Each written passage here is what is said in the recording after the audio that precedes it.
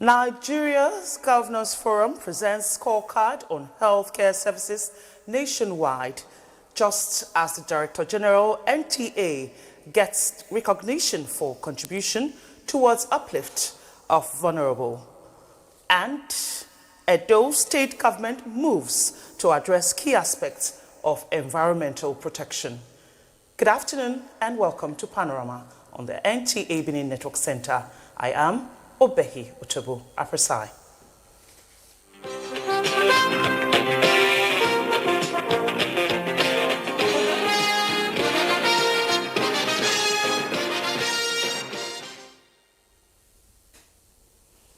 The Nigeria Governors Forum is deepening commitment in the delivery of healthcare services nationwide. This came to the fore at the 2025 NGF Primary Healthcare Leadership Challenge Awards, supported by World Bank, UNICEF, and other donor partners. Correspondent Akwanga reports. It is now 3 cycles running, and the Performance and Evaluation Indicators Index for the 33 states of the Federation rating on primary healthcare delivery system is setting a trailblazing model. Primary Healthcare Leadership Challenge has been central to the remarkable progress we are celebrating here. We remain committed to working in collaboration to advance primary healthcare and accelerate progress towards universal health coverage for all Nigerians. And here comes the defining moment where impact of subnational budgets and funding by external donors are driving results beyond geopolitical borders, and the waiting moment has finally arrived. I'm sure you're holding your breath. Yobe State.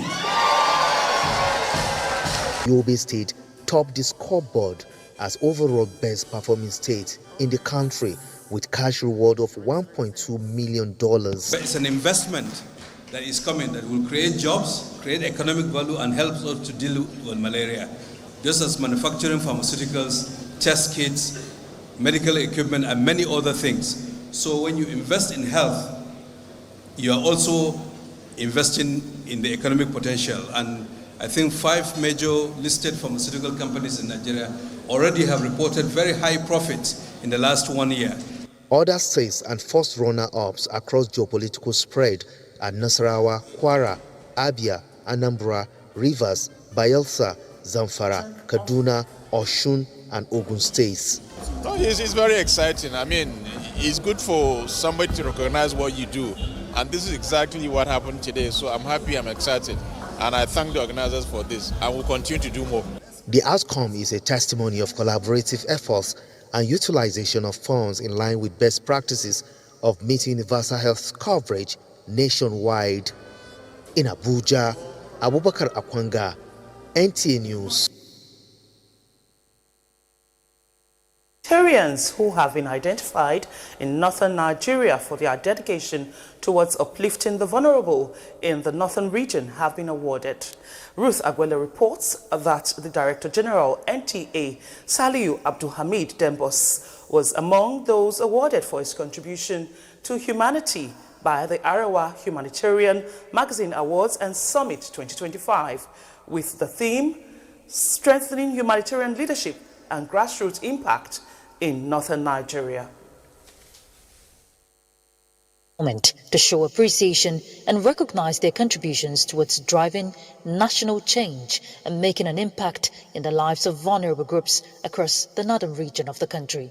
Among the individuals recognized by the Arewa Humanitarian Magazine Awards is the Director General of the Nigerian Television Authority, Salihu Abdulhamid Dembos, for his impactful leadership and commitment in redefining broadcasting and his legacies in his community. Yeah, the DG is an iconic personality, and his humanity is what lured a lot of youth groups and other well-meaning Nigerians into his tutelage. But I want to tell you that his outreach is not only within his own state of origin or areas of settlement, but it has cut across the entire country. When we come together, when we support one another, that's when the potentials of the younger ones can be totally harnessed. By celebrating them, honoring them, and also amplifying their voice, we're going to encourage others out there to do the same. Because when it comes to humanitarian journey, it's a collective journey. It's not an individual something. Beyond the recognitions, it was also a platform for key players to explore the potential in the northern region, with focus on 3 thematic areas: empowerment of the northern girl child through education, leveraging artificial intelligence in redefining youth leadership, and promoting skills to drive self-reliance and economic growth in the region.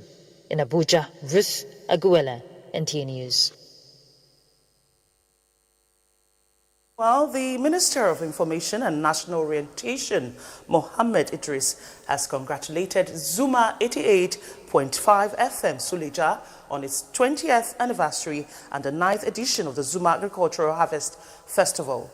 The federal spokesman says the milestone is not only a celebration of the station's remarkable journey, but also a testament to the power of vision, consistency, and community service. He added that as the first private radio station in Niger State, Zuma FM has played a historic role in deepening access to information, amplifying rural voices, and advancing agricultural communication in ways that continue to shape livelihoods across the North. The minister commended the management, staff, and partners who have sustained this legacy for 2 decades, whose work aligns strongly with national efforts to build a more informed, united, and progressive Nigeria. And away from commendations now, the Nigerian Communications Commission, NCC, says it is aware of the quality of service challenges currently being experienced by telecommunications subscribers in parts of Abuja. In a statement, Head Public Affairs NCC Nina Okoha indicates that it understands the inconveniences caused by these service disruptions and wishes to reassure the public that the Commission is working with the relevant government agencies and affected operators are taking decisive steps to restore normal service levels as quickly as possible. The challenges, it adds, have largely resulted from a disruption in diesel supply to IHS Nigeria Limited, the collation provider responsible for powering majority of Airtel and MTN base stations in the affected areas. This interruption is linked to ongoing activities by the National Oil and Gas Suppliers Association, NOGASA, which have impacted the delivery of diesel to critical telecommunication sites. It appreciates telecommunications subscribers for their understanding and patience during this period and reaffirms its commitment to enabling high-quality telecommunication services nationwide, stating that the public will be updated on progress towards restoring full telecommunication services in Abuja. And back here in Edo State, in a renewed commitment to securing lives and property, the government of Edo State and the Nigerian Army is synergizing to step up the game in order to contain the peculiar realities. This was brought to the fore when Governor Monday Okpevolu played host to the new commander for Mechanized Brigade Benin, Brigadier General Ahmed Balogun, at the Government House. Good luck. Inaini reports. It is about the safety of the people, and the Nigerian Army has never failed in this regard. This is why the governor is confident that the presence of new commander, General Ahmed Balogun, will be a plus in the fight against crime in the state. Yes, of a truth, we had a good relationship with Brigade Commander that just left. I believe that we'll continue from where he stopped, because the security and protection of property of Edo is very important to us. We welcome you to Edo State, and we are going to work with you wholeheartedly to see that Edo is secured. Whatever is the challenge that you are facing, let us know quickly so that we will know how to arrest it. The issue you raised, the area of concern, you talk about school, you talk about hospital, you talk about road. These are things that we are already doing. in the next few days you will see something happening around your office there. For the new commander, 4 Brigade Nigerian Army, who took over a few weeks ago, promised to give his best in securing the state and thanked the state government for the continued support. Before this meeting, I've had cause to interact with His Excellency, and I see the passion and the drive with which he has for security in the state. It is top-notch. This to us shows how much premium you place on security of the state. And I want to assure you that we'll do everything possible to ensure Edo State remains safe and secured. Brigadier General Ahmed Balogun, who resumed as the 44th commander, took over from Brigadier General Ebenezer Oduebo, who has been assigned a higher responsibility. In Benin, Goodluck Inaini, NTA News. And now to environmental matters.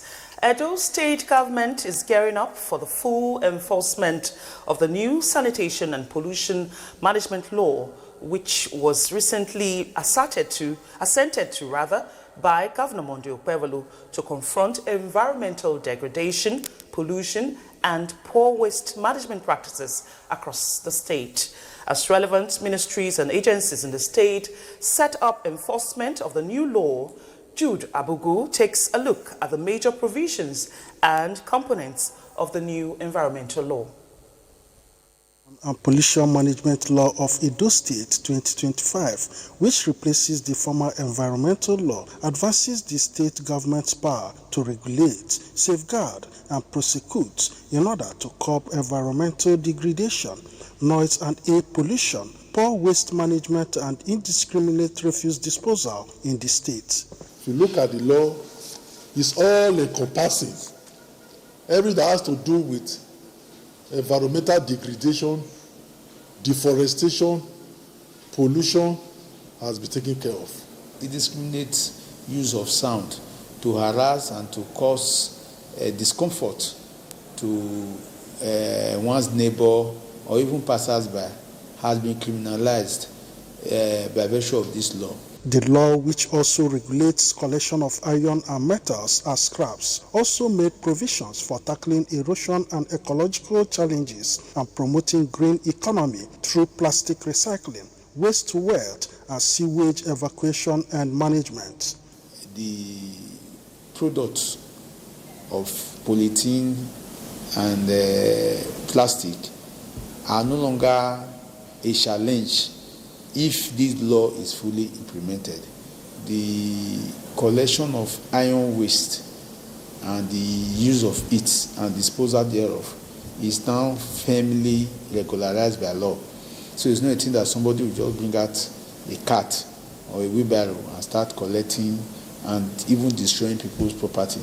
Whether you operate an industry, whether you are a private person from your home, whether you have an establishment, you must cultivate the culture of a very good and effective way of disposing of your refuse or your waste.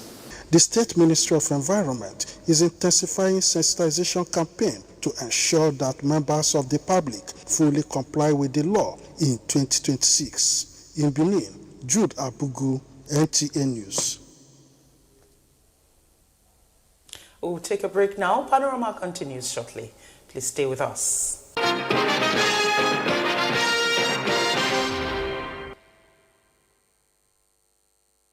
For staying with NTA on Panorama, and this is Panorama. To discuss more on the new environmental policy in Edo State, we have here in the studio this afternoon Isaac Zach Ero. He's the Special Assistant to the Commissioner for Environment, Edo State. Sir, you're welcome to Panorama. Thank you. And so let's start with the very first question. What is this new environmental policy all about, and how is it going to be measured? The new environmental policy, as recently assented to by the governor, is primarily to strengthen the regulatory body in charge of the environment The objective is to get a cleaner, healthy, and safe environment for the people of Edo State. You also asked how we intend to... yes. How does the state intend to go about ensuring strict compliance? Because we've had, sanitation and environmental laws before. Exactly. And so this is a new one. How will the state ensure compliance? Exactly. Yes, these laws have always been here, but now they have been strengthened. We found that there were loopholes here and there. Those areas have been covered. Now, more people have been employed. Recently, the governor empowered the ministry to recruit about 100 enforcement officers to go around to ensure that the proper thing as regards environmental practice and protection are complied with. The ministry also met with consultants in the areas of environment and other critical stakeholders on how we can enforce and arrive at what I will refer to as the new Edo in terms of cleanliness and safe environment. You agree with me that pollution, environmental pollution, is not all about the individual in their homes, dumping refuse. We also have gas flaring and the industrial emission. So what's the concern of this new law in this regard? Yes. With regards to industrial pollution, such as pollution, gas flaring and others, if you notice, the commissioner was recently at some areas, what I would probably refer to as areas where you have heavy pollutions in the state. We were at Utesi areas where you have so many heavy industries. And the commissioner met with the operators after going around the factories and told them areas where they need to quickly improve. He also made it very clear that he will not hesitate to close down operators who refuse to comply. For instance, at a particular factory, he wasn't happy with the way the air was being polluted. Apparently, there were no proper air filters. It's something to trap down the airs as they emit them. He immediately asked production to stop. And we have also met with consultants. You see, these environmental consultants are the experts who are supposed to ensure that these industries, these factories, do the right thing. We have met with them, we have asked for if they have areas of challenges, and we intend to help them so that we get regular reports. Because without regular reports, we won't be able to ensure that they do the right thing. We have also strengthened our staff, in terms of capacity to be able to monitor these companies. So, as we enter the new year, the commissioner is new. He just came and he's been studying the situation. Now, in this new year, you will see changes. All right. You agree with earlier you mentioned that the law has been strengthened. Exactly. And so how does the ministry intend to go about creating awareness, letting the people know this is the punishment, this is what it entails and all that? How are you planning? What's the sensitization plan? You are right, because that is key to the success of this law implementation and how the implementation is carried out. I just mentioned that there has been engagement with the consultant, and let me tell you that the ministry has there is a technical committee at the state level.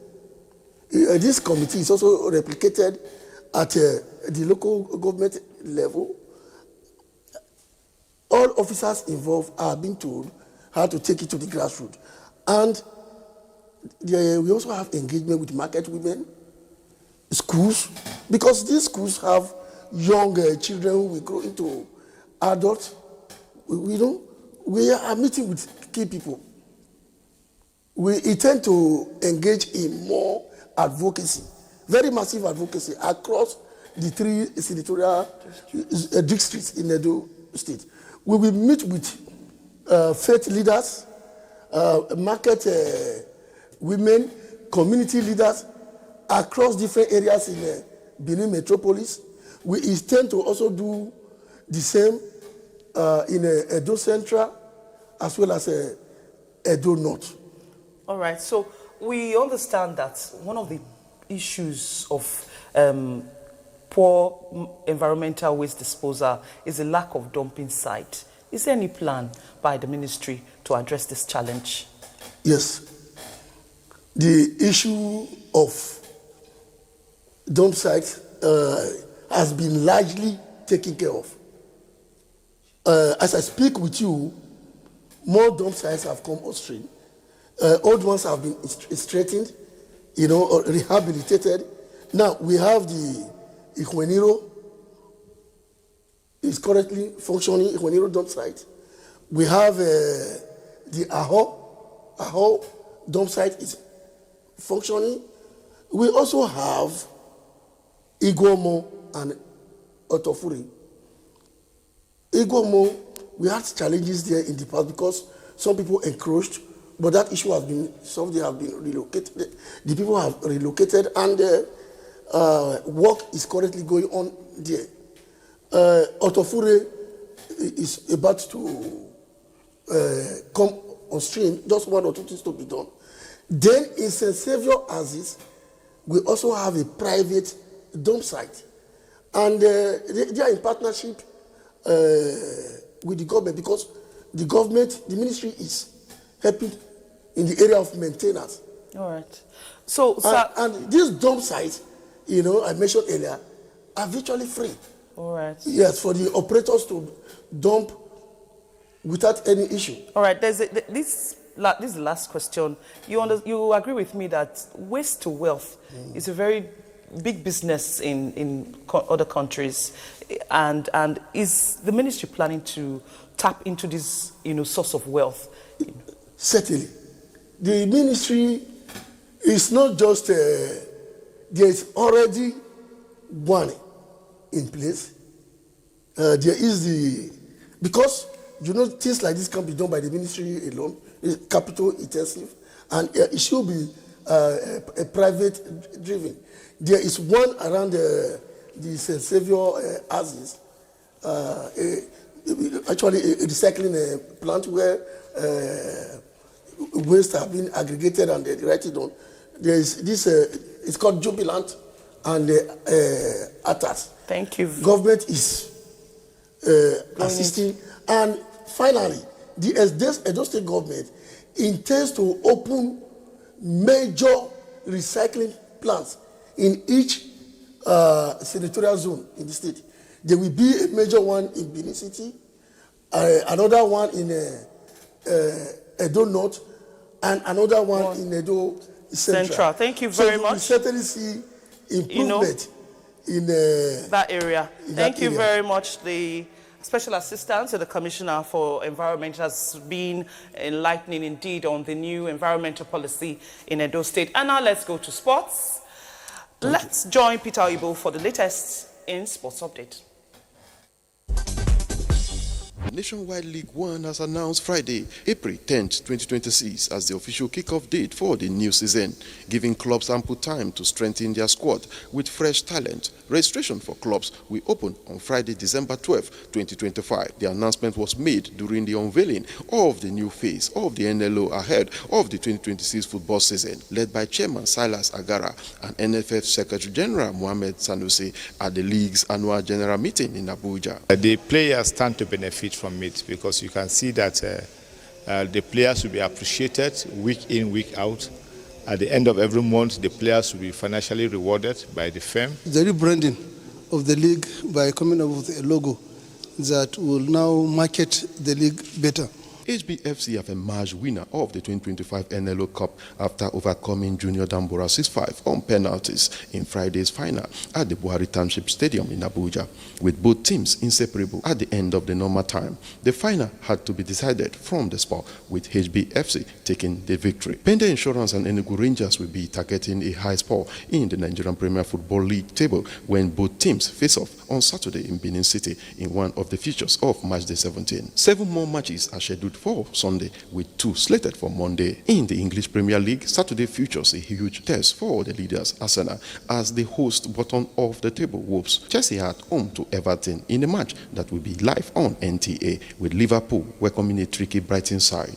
On Sunday, Sunderland face Newcastle United, with Manchester City visiting an informed Crystal Palace side, just as high-flying Aston Villa travel take on struggling West Ham. About 100 young basketball players between the ages of 10 and 17 are taking part in a 2-day basketball camp at the Gilali Basketball Academy Court in Abuja. The clinic, tagged Hoops with Gifts camp, is put together by the Tigress player Uchenna Gift as a way of giving back to the community that assisted her in reaching the pinnacle of her career. She always wants to give to the upcoming ones because she knows that the upcoming ones are the futures of this country. Our vision here is to play basketball, is for basketball, morals and education. The players had the opportunity to learn the fundamentals of the game and other life skills. With sport updates, Peter Oibo, NTA News.